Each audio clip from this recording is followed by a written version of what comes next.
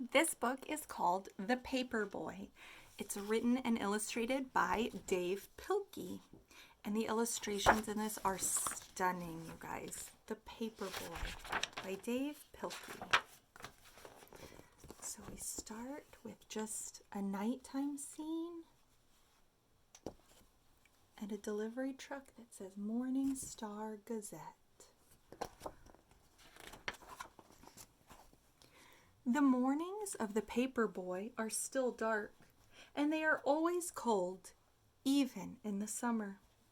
And on these cold mornings, the Paperboy's bed is still warm, and it is always hard to get out, even for his dog. I can totally relate to this.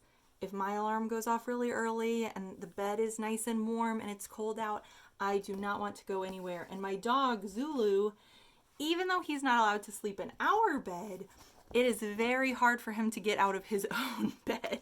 He loves the warmth. But they do. They recognize that they've got to get up even if they don't want to. And softly they step down the quiet hall, past the door where the Paperboy's father and mother are sleeping, past the door where his sister is asleep. If they're walking softly, how are they walking? Is there like a specific motion that you can think of? Like they're not marching. What would they be doing? Tiptoeing, yeah. And down to the kitchen where they eat from their bowls. So they both have a bowl. The little boy has a cereal bowl, and the dog has a dog bowl. Very independent. This is what I think of when I think of this little boy. His parents are asleep, but he's getting up, being responsible, taking care of himself. And out to the garage where they quickly fold their papers, snapping on green rubber bands and placing them in a large red bag. Look at that good boy keeping him company. Yes, that's a good boy. It's hard to ride a bike when you are loaded down with newspapers, but the Paperboy has learned how to do this, and he is good at it. The Paperboy knows his route by heart, so he doesn't ever think about which house to pedal to. Instead, he is thinking about other things. Big things and small things. And sometimes he is thinking about nothing at all. His dog, too, knows this route by heart. He knows which trees are for sniffing. He knows which bird baths are for drinking, which squirrels are for chasing, and which cats are for growling at. So that Paperboy's never alone. His dog is always right there with him.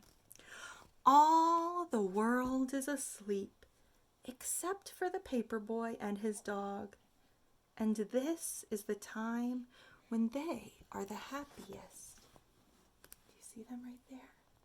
It's so peaceful and quiet. It's just the two of them. Wow, you see what I mean about the stunning illustrations? Look at how beautiful. What's happening? The sun is rising.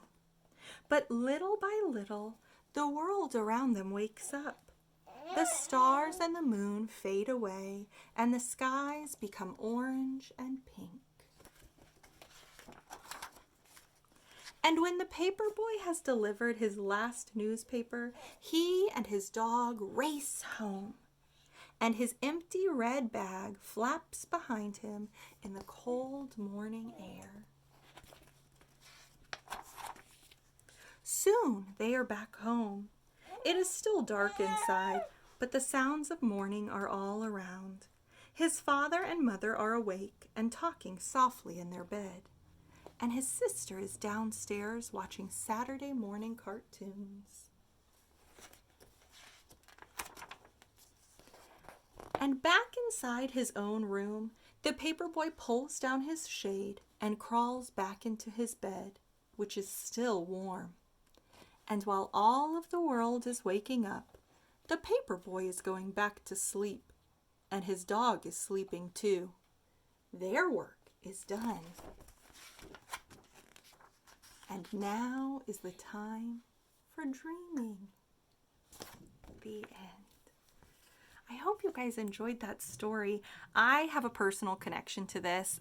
There was a job that I worked when I was in high school that started at 2 a.m. and was done at 10 a.m.